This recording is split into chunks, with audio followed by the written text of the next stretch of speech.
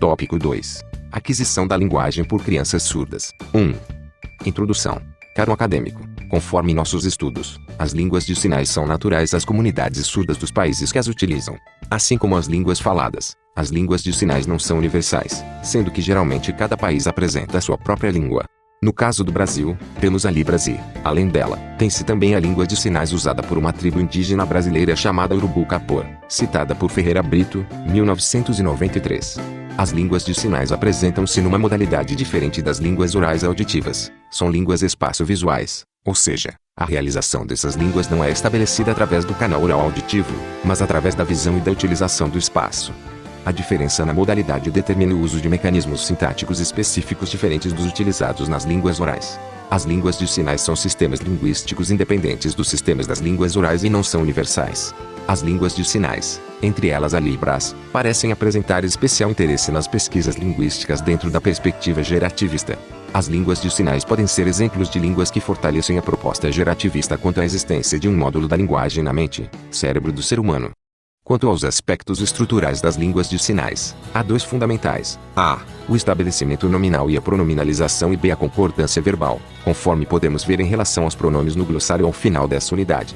Os sujeitos e objetos podem ser estabelecidos em um ponto no espaço de sinalização. Quando isso ocorre, há um estabelecimento nominal e a pronominalização. Esse estabelecimento é completamente espacial e é fundamental para a concordância verbal, principalmente com referentes não presentes. Considerando que o processo de aquisição das línguas de sinais é análogo ao processo de aquisição das línguas faladas, as seções seguintes estão subdivididas nos estágios de aquisição adotados nos estudos sobre a aquisição da linguagem. O estabelecimento nominal, o sistema pronominal e a concordância verbal serão enfatizados tendo em vista que tais tópicos são fundamentais para o estabelecimento de relações gramaticais, espaciais, até porque o fato de a criança ser surda não é empecilho para que não possa se constituir como sujeito. Essa limitação não priva a criança de adquirir sua linguagem, pode ocasionar um atraso no processo, mas não uma incapacidade. Esse processo dependerá do ambiente linguístico, neste caso o gestual, em que a criança esteja exposta, assim como da interação com outros indivíduos de características semelhantes. Para Quadros, 1997, página 67. Os estudos sobre a aquisição da linguagem, eles estão diretamente relacionados com as diferentes abordagens sobre a aquisição. São para ela três abordagens sobre a aquisição da linguagem: a abordagem comportamentalista, a abordagem linguística e a abordagem interacionista. Para falar da abordagem comportamentalista, Quadros, 1997, toma como base teórica o pensamento de Skinner, 1957. Nesta abordagem comportamentalista, a experiência é a experimentação planejada como base do conhecimento, onde os modelos de ensino são desenvolvidos a partir da análise dos processos por meio dos quais o comportamento humano é modelado e reforçado. Assim, a aquisição da linguagem se dá através de estímulos, reforço, condicionamento, treino e imitação. Segue um esquema sobre a abordagem comportamentalista. Abordagem comportamentalista homem. Conhecimento operacionalizado produto do meio.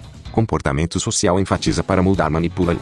Em relação à abordagem linguística, essa abordagem irá utilizar o teórico Chomsky, 1957.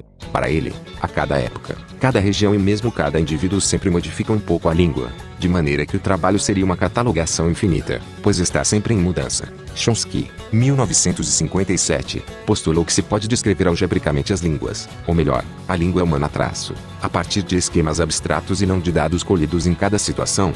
Saiu da visão indutiva e passou à dedução, em vez de procurar as particularidades de cada língua. Ele cogitou que, sendo manifestações de uma condição inata, as línguas devem guardar características universais, marcas de sua origem comum no cérebro humano, para descrever o processo cerebral que dá origem às frases. Ele postulou a tese de que a linguagem humana ocorre em dois níveis: uma estrutura profunda, na qual o raciocínio ocorre sem uso de palavras. Essa estrutura corresponderia ao que hoje concebemos como um software, e uma estrutura superficial, que são as frases que dizemos, pensamos e escrevemos. Entre os dois níveis haveria um conjunto de transformações, que o linguista deveria descrever. Nesta perspectiva da linha de pensamento de Noam Chomsky, segue a figura 2, sobre a importância de cada sujeito independentemente da sua linguagem. Ainda em relação à abordagem linguística, esse dispositivo é a gramática universal, que contém princípios rígidos e abertos. Esses princípios rígidos captam os aspectos gramaticais que são comuns às línguas humanas. Já os princípios abertos captam as variações das línguas, também chamadas de parâmetros. Para Quadros, 1997, página 68, quando todos os parâmetros estão fixados, a criança adquiriu a gramática núcleo, isto é, a gramática de sua língua. A abordagem interacionista tem dois aspectos, que são cognitivista e o enfoque social. Os enfoques cognitivistas têm como base teórica o pensamento de Piaget, investigando o que há de comum e de universal no desenvolvimento. E a abordagem socio-interacionista, tendo como base o pensamento de Vygotsky, enfatizando o papel do ambiente na produção da estrutura da linguagem, em que a interpretação e as associações, bem como as regras gramaticais, signos, estão dentro de um contexto social. Segue esquema sobre a abordagem interacionista dentro da perspectiva cognitivista. Enquanto Piaget, 1990, defende que a estruturação do organismo procede o desenvolvimento, para Vygotsky, 1989 a 1996, é o próprio processo de aprender que gera e promove o desenvolvimento das estruturas mentais superiores. Segue esquema do pensamento interacionista na visão de Piaget. São 4 fatores que Piaget, 1990, considera essenciais e, até mesmo, responsáveis pelo desenvolvimento cognitivo da criança. 1. Fator biológico. É um fator que está relacionado ao crescimento orgânico e à maturação do sistema nervoso. 2. Fator de experiências e de exercícios. Este fator é obtido na ação da criança sobre os objetos. 3. Fator de interações sociais. É um fator que se desenvolve por meio da linguagem e da educação. 4. Fator de equilibração das ações. É um fator que está relacionado à questão da adaptação ao meio ou às situações. Agora, esquema sobre a linha de pensamento de Vygotsky, 1989, em relação à abordagem interacionista. Assim, na perspectiva interacionista, o meio em que a criança vive é influenciador de sua linguagem. As relações sociais são importantíssimas nessa perspectiva.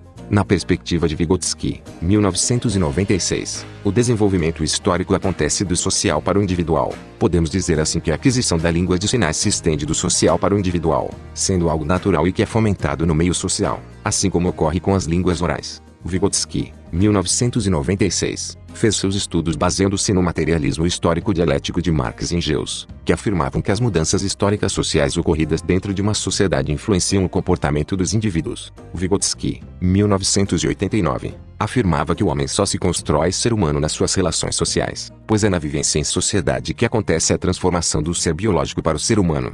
As informações e a linguagem nunca são absorvidas diretamente do meio, mas elas são intermediadas, direta ou indiretamente, pelas pessoas que nos cercam, e que são carregadas de significados sociais e históricos. Essas informações intermediadas e reelaboradas se concretizam numa espécie de linguagem interna, que caracterizará a individualidade, sendo essa fundamental.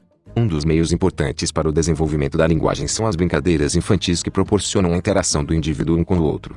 É importante também levarmos em conta o pensamento de Vygotsky, 1989, em que ele caracterizou a chamada zona de desenvolvimento proximal, que é a distância entre o que se pode fazer sozinho e o que se faz com a mediação de outra pessoa, ou de signos. O que novamente valida a importância de conhecer o contexto social no qual o sujeito está inserido, para entender a maneira como estrutura o seu pensamento. Essas medidas são essenciais para iniciar e nortear um processo significativo de alfabetização, em que o aluno seja capaz de relacionar aprendizagens anteriores às atuais e não apenas decodificar signos, não bastando ao surdo apenas aprender os sinais, mas ser letrado, ou seja, saber refletir utilizando a linguagem de sinais, dentro desse processo de ensino e aprendizagem como um todo. Para Vygotsky, 1989, o desenvolvimento da linguagem implica o desenvolvimento do pensamento, pois pelas palavras o pensamento ganha existência. Miranda, Senra, 2012. A linguagem intervém no desenvolvimento intelectual da criança ouvinte surda desde seu nascimento, pois, para Fossili, 2010, a linguagem fornece os conceitos e as formas de organização do real que constituem a mediação entre o sujeito e o objeto de conhecimento.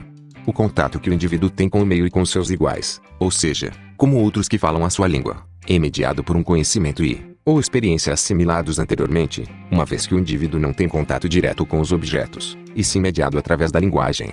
Por isso, ele tem a sua teoria como socioconstrutivista, pois percebe que interação é mediada por várias relações, diferentemente do construtivismo, em que o sujeito age diretamente com o objeto. Magalhães, 2007. Assim, nós iremos entender um pouco mais sobre esse processo de aquisição da linguagem, quando estudaremos o período pré-linguístico, o estágio de uma palavra, estágio das primeiras combinações e estágio das múltiplas combinações. 2. Período pré-linguístico.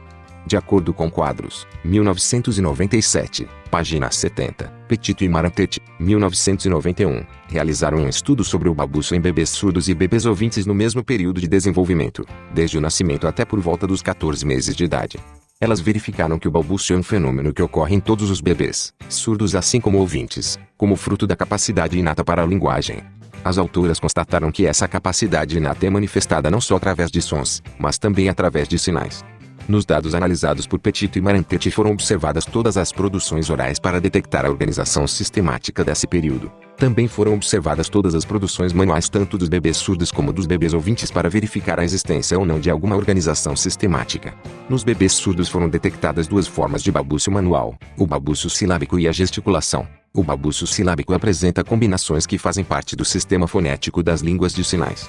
Ao contrário, a gesticulação não apresenta organização interna. Os dados apresentam um desenvolvimento paralelo do balbúcio oral e do balbúcio manual. Os bebês surdos e os bebês ouvintes apresentam os dois tipos de balbúcio até um determinado estágio e desenvolvem o balbúcio da sua modalidade. É por isso que os estudos afirmavam que as crianças surdas balbuciavam, oralmente, até um determinado período. As vocalizações são interrompidas nos bebês surdos assim como as produções manuais são interrompidas nos bebês ouvintes, pois o input favorece o desenvolvimento de um dos modos de balbuciar. As semelhanças encontradas na sistematização das duas formas de balbuciar sugerem haver no ser humano uma capacidade linguística que sustenta a aquisição da linguagem independente da modalidade da língua, oral, auditiva ou espaço visual. Assim, Petito e Marantete, 1991 a Poe de Quadros 1997, nos apresenta estudos realizados sobre o balbúcio dos bebês, que independem. São um fenômeno que ocorre em bebês, surdos e ouvintes, pois o balbúcio é a parte da linguagem, destacando que essa capacidade inata é manifestada não só através de sons, mas também através dos sinais, ou seja, através da língua de sinais. Porém esse balbúcio é interrompido assim como ocorre com as crianças ouvintes. Caro acadêmico, o mais interessante é que as semelhanças encontradas em relação ao balbuciar nos apresentam que a aquisição da linguagem independe da modalidade da língua que será usada futuramente pelo bebê, se ela será oral, auditiva ou espaço visual. Portanto, no estágio pré-linguístico, a criança, em princípio, usa o choro para se comunicar, podendo ser rica em expressão emocional. Logo ao nascer este choro ainda é indiferenciado, porque nem a mãe sabe o que ele significa, e muitas vezes é desesperador, pois a criança chora e você, adulto, não sabe o significado daquele choro, mas aos poucos começa a ficar cheio de significados e é possível, pelo menos para a mãe, ou para a pessoa mais próxima daquele bebê, saber se o bebê está chorando de fome, de cólica, por estar se sentindo desconfortável, por querer colo, etc. É importante ressaltar que é a relação do bebê com sua mãe, ou com a pessoa que cuida dele, que lhe dá elementos para compreender seu choro. Além do choro, a criança ouvinte começa a produzir o arrulho, que é a emissão de um som gutural, que sai da garganta, que se assemelha ao arrulho dos pombos. O balbúcio ocorre de repente, por volta dos 6 a 10 meses, e caracteriza-se pela produção e repetição de sons de consoantes e vogais como ma, que, muitas vezes, é confundido com a primeira palavra do bebê. No desenvolvimento da linguagem, os bebês começam imitando casualmente os sons que ouvem. Por exemplo, os bebês repetem repetidas vezes os sons como o da, o ma. Por isso as crianças que têm problema de audição não evoluem para além do balbúcio, já que não são capazes de escutar. De acordo com Petito e Marantete, 1991, a Poe de Quadros e Schmied, 2006, e Carnot, 1994, por volta dos 10 meses, os bebês imitam deliberadamente os sons que ouvem, ou sinais que vêm deixando clara a importância da estimulação externa para o desenvolvimento da linguagem. Ao final do primeiro ano, o bebê já tem certa noção de comunicação, uma ideia de referência e um conjunto de sinais, para se comunicar com aqueles que cuidam dele. Para o surdo, o uso de expressões faciais, a repetição de sinais e a utilização de movimentos mais lentos e amplos na articulação dos sinais são estratégias utilizadas para atrair a atenção visual do bebê surdo. Por fim, quanto à produção manual, o período pré-linguístico caracteriza-se, em linhas gerais, pela produção do que é denominado balbúcio manual, pelos gestos sociais, sendo eles o bater palmas, dar tchau, enviar beijinhos, dentre outros, e pela utilização do apontar. 3. Estágio de um sinal. De acordo com Quadros, 1997, página 71, o estágio de um sinal inicia por volta dos 12 meses da criança surda e percorre um período até por volta dos 2 anos. Carnot, 1994, cita estudos que apontam o início do estágio de um sinal por volta dos 6 meses em bebês surdos filhos de pais surdos adquirindo língua de sinais. Por outro lado, sabe-se que os estudos de crianças adquirindo línguas orais iniciam esse período por volta dos 12 meses. Lilo Martin, 1986, observa que as razões apontadas por esses estudos para explicar tal diferença cronológica baseiam-se no desenvolvimento dos mecanismos físicos, mãos e trato vocal. Entretanto, Petito, 1987, argumenta que a criança simplesmente produz gestos que diferem dos sinais produzidos por volta dos 14 meses, analisando essa produção gestual como parte do balbúcio, período pré-linguístico. As primeiras produções na língua de sinais americana, a ASL, incluem as formas chamadas congeladas da produção adulta. São sinais que não são flexionáveis, tipo moter na ASL. Quando um sinal apresenta flexões no padrão adulto, a criança usa formas morfofonêmicas. Desta forma, o estágio de um sinal, de acordo com Carnot, 1994, começa por volta de 6 meses, quando esses bebês surdos são filhos de pais surdos, e por volta dos 12 meses de um modo geral, pois essa criará estratégias para se comunicar, ou seja, para se fazer entendida, para conseguir aquilo que almeja. Explicando assim, a diferença cronológica tem como base os desenvolvimentos dos mecanismos físicos, mãos e trato vocal. Porém, a criança simplesmente produz gestos que diferem dos sinais produzidos por volta dos 14 meses, analisando essa produção gestual como parte do balbúcio, período pré-linguístico. De acordo com Quadros, 1997, página 71, os autores Petit e Bellogi, 1988, observaram que as crianças surdas com menos de 2 anos não fazem uso dos dispositivos indicativos da ASL. Os dispositivos indicativos envolvem o sistema pronominal das línguas de sinais. As crianças omitiam essas indicações até quando imitavam seus pais. Petito, 1987, e Bellogi e Clima, 1989, analisaram a descontinuidade no uso da indicação, apontação, nas crianças surdas. As crianças surdas com menos de 1 ano, assim como as crianças ouvintes, apontam frequentemente para indicar objetos e pessoas. Mas quando a criança entra no estágio de um sinal, o uso da apontação desaparece. Petito, 1987, sugere que nesse período parece ocorrer uma reorganização básica em que a criança muda o conceito da apontação inicialmente gestual, pré-linguística, para visualizá-la como elemento do sistema gramatical da língua de sinais, linguístico. O segundo estágio, denominado de estágio de um sinal, inicia-se, segundo Quadros, 1997, como vimos na citação acima, entre o primeiro e segundo ano de vida da criança. No início deste período, tanto a criança surda quanto a ouvinte deixam de apontar objetos e pessoas. É nesse estágio que ela inicia as primeiras produções, na língua de sinais, assim como a criança ouvinte começa a pronunciar as primeiras palavras. Para Quadros, 1997, é nesse período que ocorre uma reorganização básica, em que a criança muda o conceito da apontação inicialmente gestual, pré-linguística, para visualizá-la como elemento do sistema gramatical da língua de sinais, ou seja, o linguístico. Ou seja, o estágio de um sinal inicia por volta dos 12 meses da criança surda e vai até por volta dos 2 anos. Estudos mostram que a criança surda, filha de pais surdos, inicia o estágio de um sinal por volta de 6 meses, enquanto que uma criança ouvinte iniciaria a linguagem oral em torno dos 12 meses. Porém, se sabe que essa produção gestual inicial é relativa ao balbúcio de crianças sem deficiência auditiva. As formas inflexionáveis são as primeiras a se apresentarem, enquanto que as flexionáveis são utilizadas morfofonemicamente.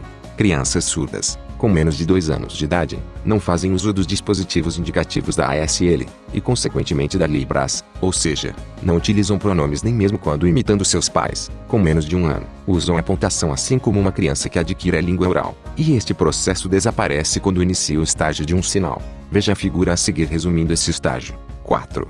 Estágio das primeiras combinações. Já no estágio das primeiras combinações, que se inicia por volta dos 2 anos de idade, começa o estabelecimento da ordem das palavras que é utilizada nas relações gramaticais. Para Quadros, 1997, páginas 71 a 74, surgem as primeiras combinações de sinais por volta dos 2 anos das crianças surdas. Fischer, 1973, e Hofmeister, 1978, observaram que a ordem usada pelas crianças surdas durante esse estágio é SV, VO, ainda, num período subsequente, SVO.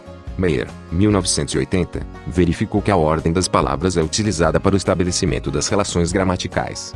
Meyer, 1980, observou que, assim como o japonês e o croata, nem todos os verbos da ASL podem ser flexionados para marcar as relações gramaticais em uma sentença. Há alguns tipos de verbos que apresentam limitações lexicais e fonológicas para incorporar os pronomes, por exemplo, os verbos ancorados no corpo, como gostar e pensar na Libras. Isso sugere que as crianças surdas devem adquirir 2 estratégias para marcar as relações gramaticais: a incorporação dos indicadores e a ordem das palavras. A incorporação dos indicadores envolve a concordância verbal, e essa depende diretamente da aquisição do sistema pronominal. No estágio em discussão, as crianças começam a usar o sistema pronominal, mas de forma inconsistente. Os estudos realizados por Bellogi e Clima, 1979, detectaram que o padrão de aquisição das crianças surdas é bastante próximo ao das crianças ouvintes. Bellogi e Clima, 1979, a princípio, consideravam que seria mais fácil para as crianças surdas a aquisição do sistema pronominal. Os resultados foram surpreendentes. Os pronomes eu e tu na ASL são identificados através da indicação propriamente dita, a si mesmo e ao outro, respectivamente.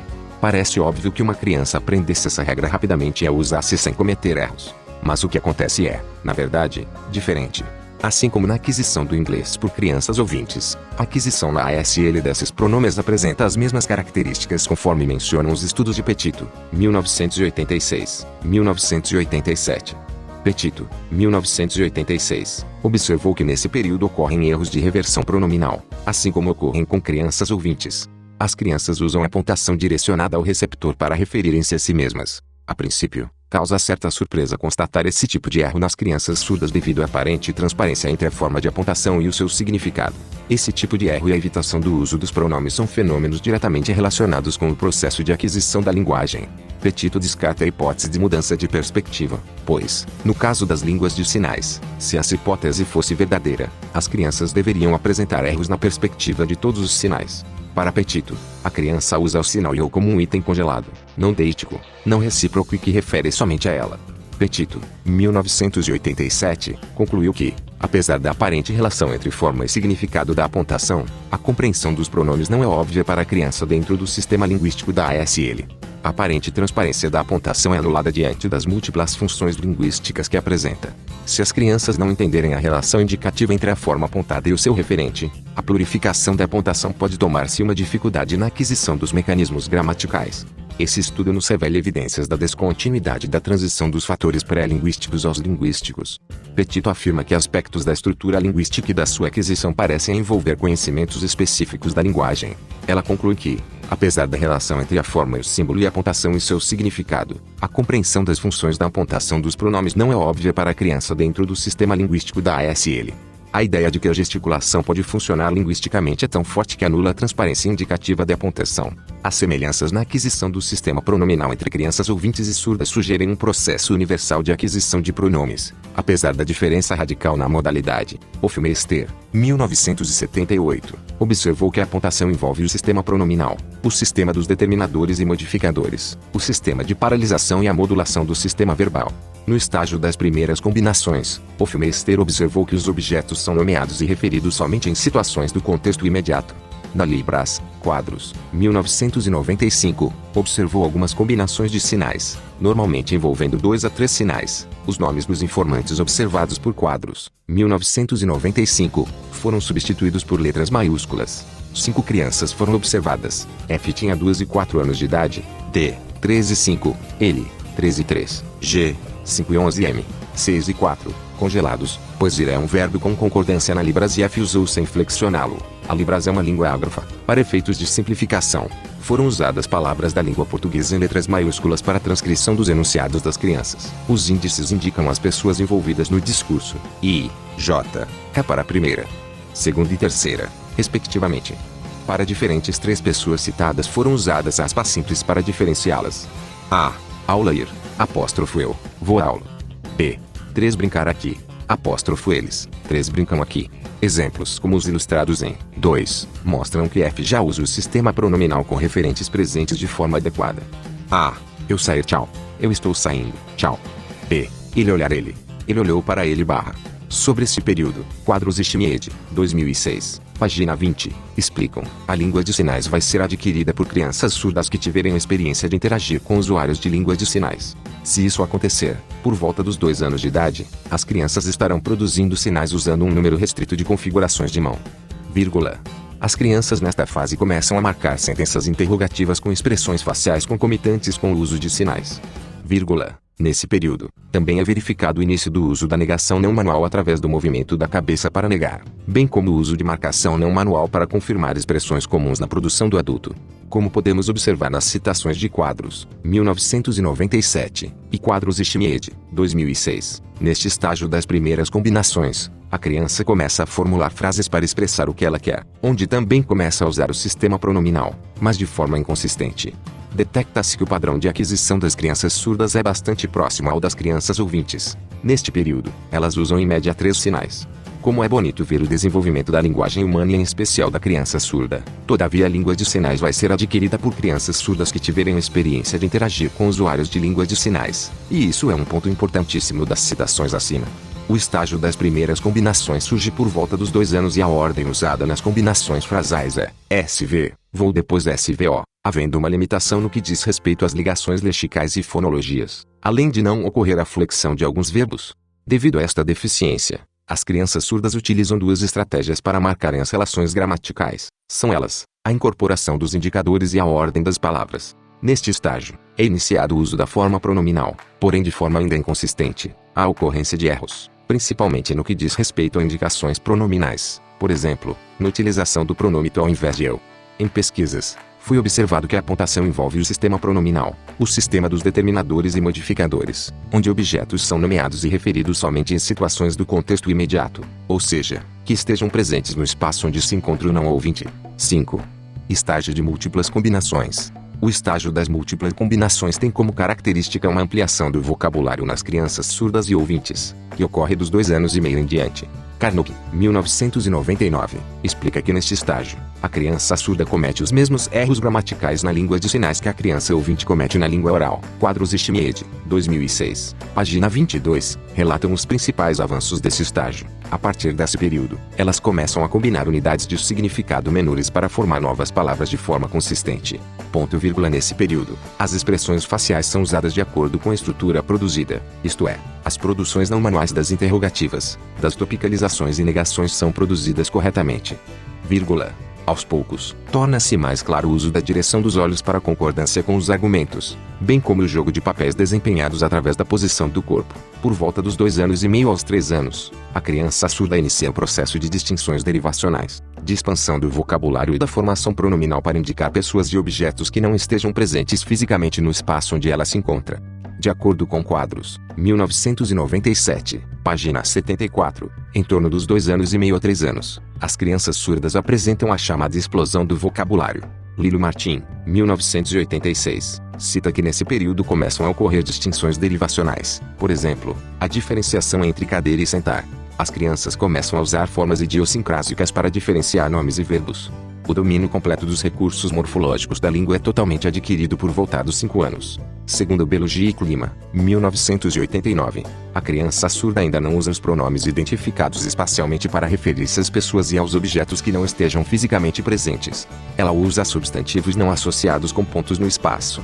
Mesmo quando a criança apresenta algumas tentativas de identificação de pontos no espaço, ela apresenta falhas de correspondência entre a pessoa e o ponto espacial. Com referentes presentes no discurso já há uso consistente do sistema pronominal e inclusive indicações espaciais, indicações ostensivas. Dos 3 anos em diante as crianças começam a usar o sistema pronominal com referentes não presentes no contexto do discurso, mas ainda apresentam erros. Algumas crianças empilham os referentes não presentes em um único ponto do espaço. Petito e Belugi, 1988, observaram que, de 3 anos a 3 anos e meio, as crianças usam a concordância verbal com referentes presentes. Entretanto, elas flexionam alguns verbos cuja flexão não é aceita nas línguas de sinais. Belugi e Klima, 1990, identificam essa flexão generalizada dos verbos nesse período como supergeneralizações, considerando esse fenômeno análogo a generalizações verbais como fazer, gostar e saber em língua portuguesa. Meyer, 1980, detectou esse uso supergeneralizado observando que, nesse período, as crianças usam os verbos como pertencentes a uma única classe verbal na ASL, a classe dos verbos com concordância, chamada por ele de verbos direcionais. Neste estágio das múltiplas combinações, como podemos ver nas citações acima, ela envolve as expressões faciais, que são usadas de acordo com a estrutura produzida, isto é, as produções não manuais das interrogativas, das topicalizações e negações são produzidas corretamente. Além disso, o uso da direção dos olhos para concordância com os argumentos, bem como o jogo de papéis desempenhados através da posição do corpo ao pronunciar suas palavras, para se comunicar.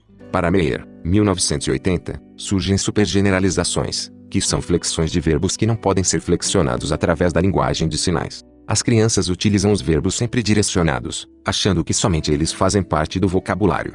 Aos 4 anos, a linguagem de sinais não é, ainda, correta, pois param de empilhar os referentes e apresentam dificuldade em estabelecer associações entre o local e as referências. E a partir dos 5 ou 6 anos é que as crianças surdas começam a corrigir os erros apresentados nestas associações. Em Libras, a partir dos 3 anos e meio ocorre o uso da concordância com referentes presentes. Aos 5 e 6 anos se torna comum o uso de sujeito e objeto nulo. Porém, quando se trata de referentes ausentes no diálogo, há uma necessidade de definir mais claramente os referentes. Cada etapa, cada estágio é marcado por uma evolução linguística importante para o desenvolvimento da língua.